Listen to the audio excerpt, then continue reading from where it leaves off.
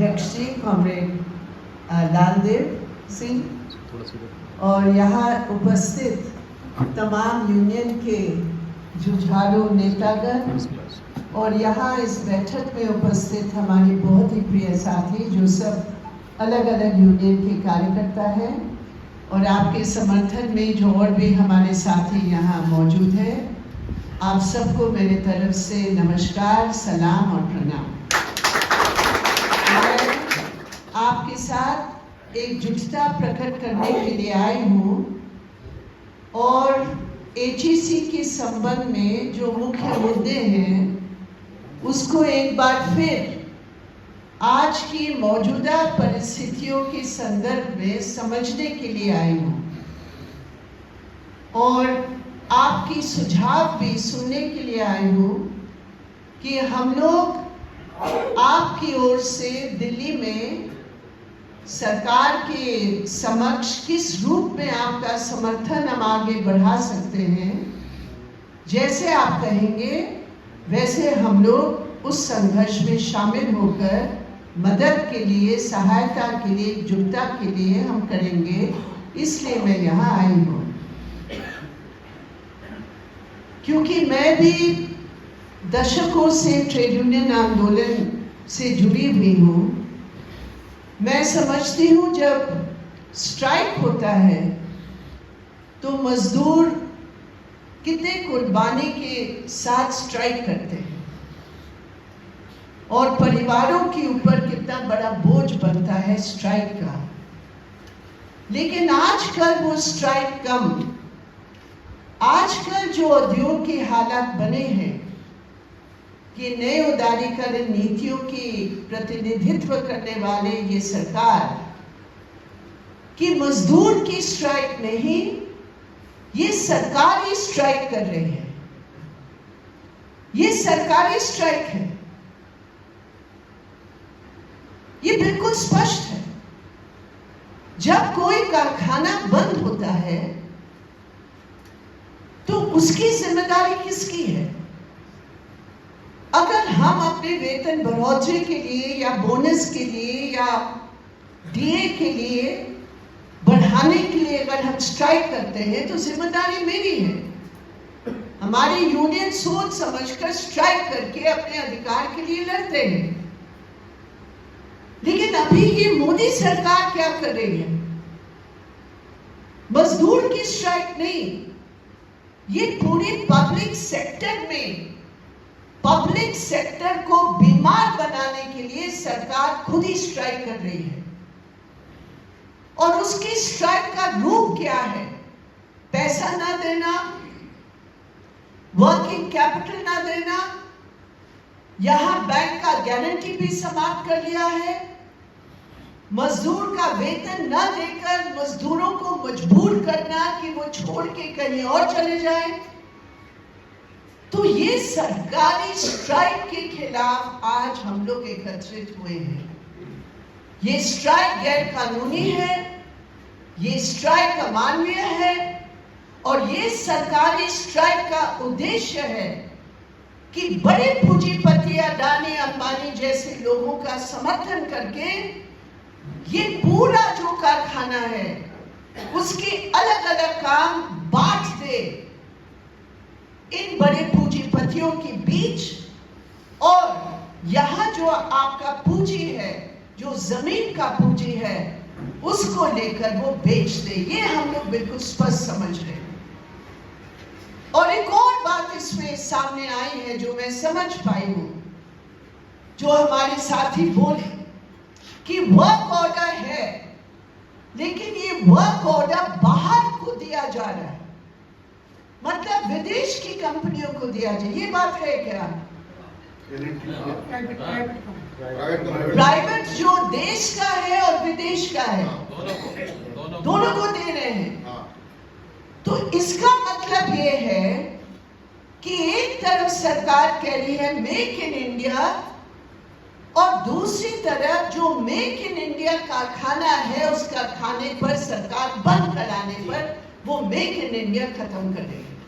दूसरी बात, जो सरकार आत्मनिर्भर स्लोगन दे रहे हैं, दुनिया में बोल रहे हैं भारत आत्मनिर्भर, तो यहाँ जो एक हेवी इंजीनियरिंग कॉर्पोरेशन जो इतना एडवांस हुआ है, इसके बावजूद की वर्किंग कैपिटल नहीं है, वहां आप आत्मनिर्भर की जगह आप आत्मनिर्भर को समाप्त करके आप इस पूरे वर्कफोर्स और इस पूरे कंपनी और इस पूरे स्किल को आप निर्भर बनाने का प्रयास कर रहे हैं।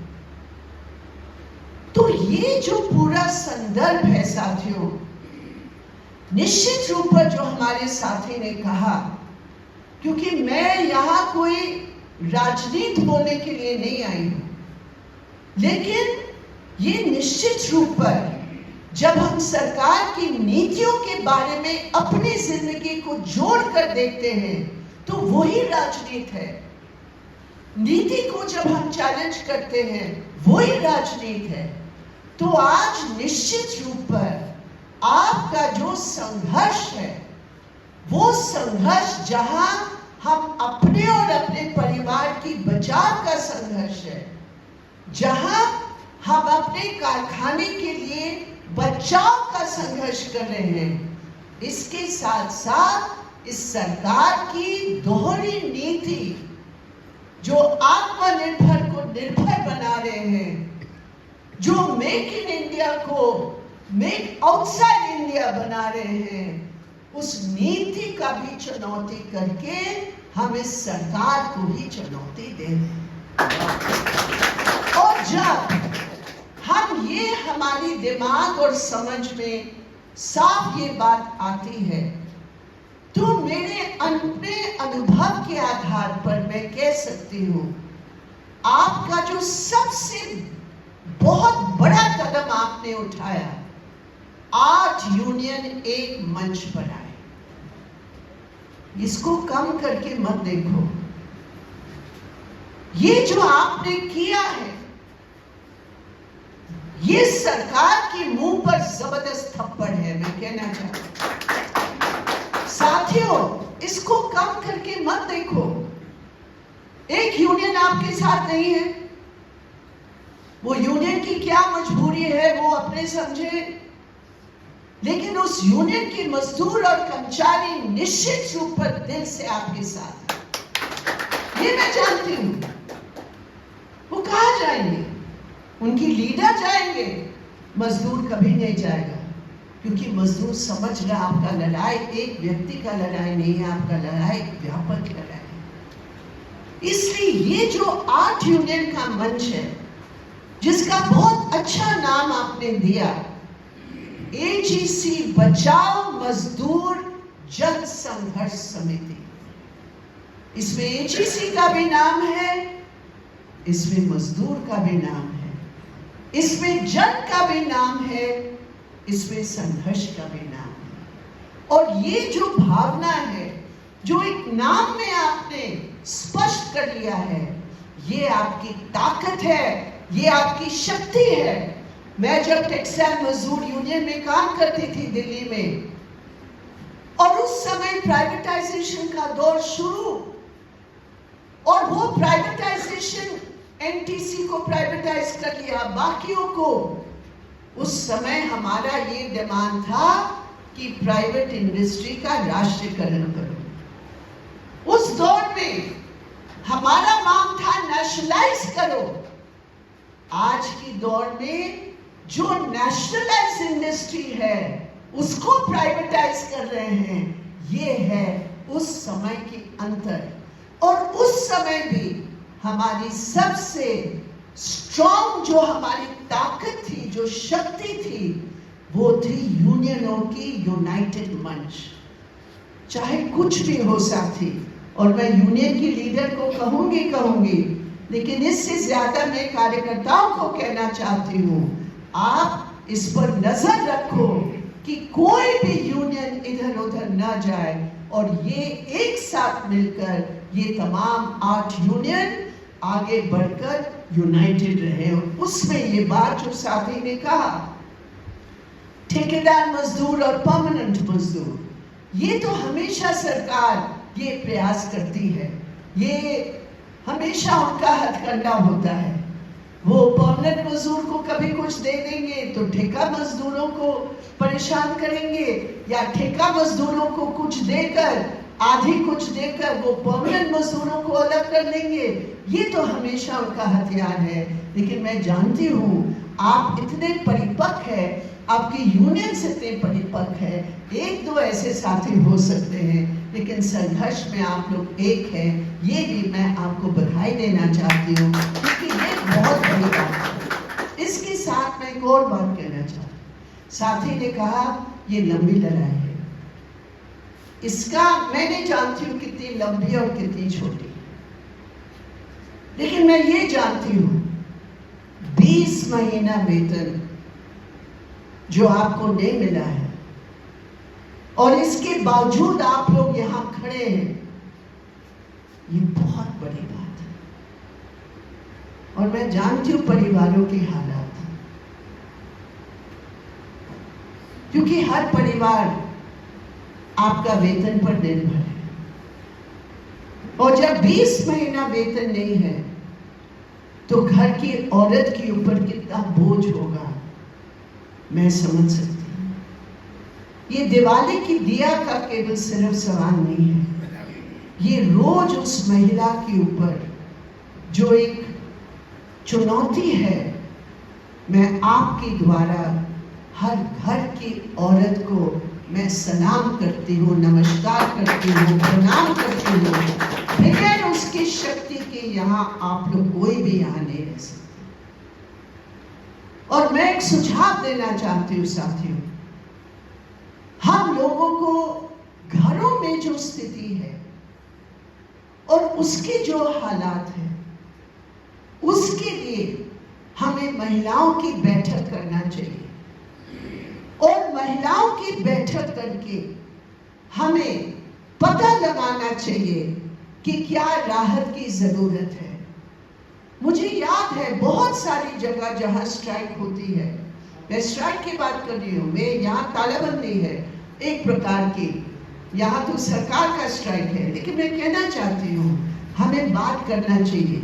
जो आप लोग नहीं बोल पाते हैं, महिलाएं बोलेंगे कि वो घर को कैसे चला रहे हैं, और अगर जरूरत पड़ती है तो एक एजीसी बचाओ परिवार फंड के रूप में भी हमें कुछ न कुछ मदद, सबको नहीं, जहाँ बड़े लड़के हो गए वो वहाँ काम कर रहे हैं, वहाँ उस घर में जरूरत नहीं है, लेकिन अगर ऐसे हालात हैं हमें देखना पड़ेगा साथियों, और उसके आधार पर महिलाओं से बात करके अगर पूरे झारखंड में, और क्योंकि फंड कलेक्शन जो होता है ना, वो दान के रूप में नहीं, वो संघर्ष के रूप में है, और उस फंड कलेक्शन के आधार पर आप अपना संघर्ष का प्रचार भी कर सकते हैं, और कुछ परिवारों को अगर हम लोग कुछ मदद कर सकते हैं तो हिम्मत बढ़ेगी और यूनिटी भी बढ़ेगी।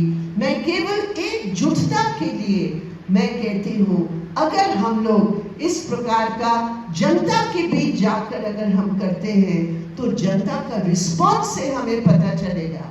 पैसा नहीं, कोई 10 रुपया देगा, कोई 5 देगा, कोई 15 देगा, पैसा का सवाल नहीं है, सवाल है जनता की समर्थन मांगने का। ये हमारा अच्छा रास्ता होगा जिसमें कुछ परिवारों का भी कुछ मदद हो सकती है। और तीसरी बात मैं ये कहना चाहती हूँ, आप अपनी हिम्मत को कम करके मत आपको, ये बहुत हिम्मत है आपकी। ये हमारे साथी ने कहा कि ये रजिस्ट्रेशन हो रहा है या अटेंडेंस हो रही है, इसका कुछ मतलब नहीं है। इसका बहुत बड़ा मतलब है, क्योंकि जब हम लोग लीगली अगर हम देखते हैं, अगर ये पूरा फैक्ट्री बंद हो जाता तो बिल्कुल अलग हालत होते, समझ लो। लेकिन आपकी संघर्ष और हस्तक्षेप के कारण वो अभी उस पोजीशन पर नहीं पहुंचे। मुझे लगा जब कॉमरेड भवर सिंह ने मुझे 3 महीने पहले बताया था कि बंद हो रहा, मुझे लगा बंद हो गया, लेकिन अभी मुझे पता चला कि नहीं, धरना के बाद, पार्लियामेंट में सवाल उठाने के बाद ये भी मत सोचो कि कोई असर नहीं पड़ा। कांग्रेस ने सही कहा कि तानाशाह जो बैठे हैं वो तो है ही, लेकिन इसका मतलब नहीं है कि कोई सुनाएंगे। दबाव था, दबाव के आधार पर रजिस्ट्रेशन हो रहा आपका। आने वाले दिनों में वो फायदा होगा आपका। जब आप डिमांड करेंगे उसका फायदा होगा, आपका अटेंडेंस है, आपका प्रेजेंस है। कौन सा कोर्ट बोलेगा कि मजदूर का प्रेजेंस है, अटेंडेंस है और नहीं दे रहे? वो लाभ बोले कि ये प्रबंधक का है, लेकिन आखिर में प्रबंधक तो सरकारी अपॉइंटमेंट है, वो देना पड़ेगा। इसलिए इसको कम करके मत देखो। जो आपने अभी तक अचीव किया है, जो आप हासिल किए हैं, उसको भी कम करके मत देखो, क्योंकि आप अभी भी, आपका जो संस्था है वो खुला है। ये सबसे बड़ी बात है आपके संघर्ष की। इसको जो है कम करके मत देखो। और क्योंकि ये खुला है, आपको संघर्ष करने का और आवाज उठाने की एक अलग बात है। मैं जानती हूं कितने फैक्ट्री बंद हो जाते हैं, और एक बार जब फैक्ट्री बंद हो जाती है उसको खुलवाना एक अलग बात होती है, वो एक अलग मांग होती है, वो एक अलग वातावरण बनता है। लेकिन जो खुला है, जिसका ऑर्डर है, उसमें आपका बहुत लीगली भी फायदा है और सरकार के ऊपर दबाव डालकर संघर्ष करने का आपका फायदा है। ये भी मत भूलो, ये मत भूलो। इसलिए हमारा संघर्ष का जो रास्ता है वो अलग है। जो फैक्ट्री कल कारखाने बंद हो गए वो अलग है, ये खुला है, ऑर्डर है, इसलिए हम इसका फायदा उठाकर इसको करना है। और इसलिए बहुत अर्जेंट है, हमें तुरंत ये सब करना है। हमें जो भी, अभी मेरे सामने कमेंट प्रकाश जब दिल्ली आए थे, उन्होंने हमारे मेंबर ऑफ पार्लियामेंट करीम जी से बातचीत की और उन्होंने कहा हम जल्दी एक अपॉइंटमेंट ले रहे हैं। कब? क्योंकि अभी दिवाली है, अभी सारे वहाँ मंत्री लोग कहाँ है, वो घर गए हैं या कहाँ घूम रहे हैं, हम नहीं कह सकते, लेकिन वो प्रयास कर रहे हैं। कब तक होगा हम नहीं कह सकते, क्योंकि हमारे ऊपर नहीं है, मंत्री के ऊपर है। आज जो है ना, आंध्र प्रदेश से लोग आए हैं, पोलावरम में पूरा जमीन ले लिया आदिवासियों का। बड़ी मुश्किल से मैंने अर्जुन मुंडा जी से बातचीत करके आज जो है ना अपॉइंटमेंट देकर वो मिल रहे हैं। वो 10 दिन के बाद वापस आए हैं दिल्ली। तो मंत्री कहाँ है नहीं है वो अलग बात है, लेकिन हमारी तरफ से जितने जल्दी हो, मैं भी प्रयास करूंगी, मैं वापस जाकर मैं स्वयं भी प्रयास करूंगी कि कितने जल्दी वो हम लोग कर सकते हैं। और आपकी तरफ से जो भी जैसे जैसे कॉमरेड ने कहा, आप लोग कल बैठ के तय करेंगे क्या आपका संघर्ष होगा। मैं ये कहना चाहती हूँ, संघर्ष को बहुत बल और मजबूती मिलेगी अगर हम पूरे राज्य की जनता का भी हम लोग साथ दे सकते हैं। और दूसरी बात, हेमंत सोरेन सरकार पर हमें हर हालत में दबाव डालना चाहिए। हमें अभी तुरंत ये मांग करना चाहिए कि वो एक डेलीगेशन लीड करे और दिल्ली जाकर HEC बचाओ के नारा को लेकर मुख्यमंत्री को खुद करना चाहिए। ये बहुत इंपॉर्टेंट है। हमारी तरफ से हम जनता के बीच जाए, हमारी तरफ से हम कलेक्शन करके अपने परिवारों के कहां तक हम कर सकते हैं हमें करना चाहिए। साथ साथ ये प्रदेश सरकार की जिम्मेदारी होती है। 2700 परिवार कोई कम नहीं है। ये पूरा झारखंड का जो इंडस्ट्रियलाइजेशन का जो नक्शा है, ये इतना बड़ा फैक्ट्री बंद हो जाएगा तो उसका क्या मैसेज जाएगा। इसलिए आप लोग दिल्ली गए धरना देने के लिए, आप हेमंत सोरेन से मिलिए। यहाँ सभी पार्टीज के यहाँ लोग हैं, उनकी मदद से आप हेमंत सोरेन से मिलिए और उनको कहिए कि उनकी लीडरशिप में HEC बचाओ मजदूर जन संघर्ष समिति की जो डिमांड है उसको लेकर मुख्यमंत्री भी दिल्ली में जाकर उसकी डिमांड करे, इससे भी हमारा संघर्ष को बंद करेगा।